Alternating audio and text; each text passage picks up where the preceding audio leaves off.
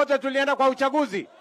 Sisi tulichagua ma-MCA na magavana na maseneta na wabunge. Na simulipiga kura ya rais.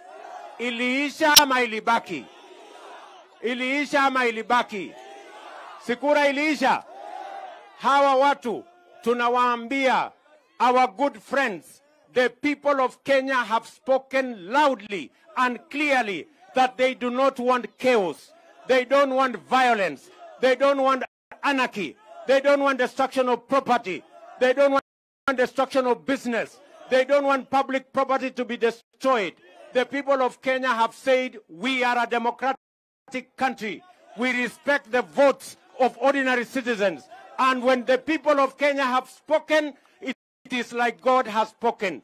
There is no way that we are going to change what our democracy stands for and what our country stands for.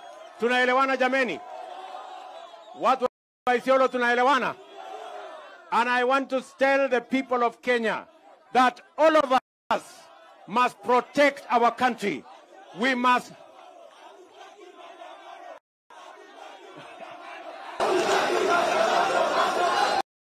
Ati Isiolo mumesema nini?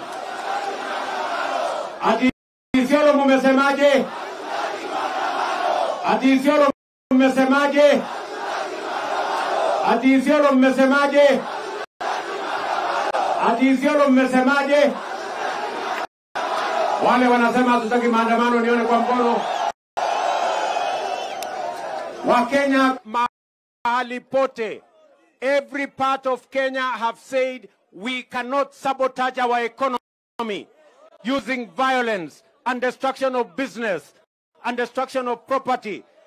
Kenya is the only place we have to call home.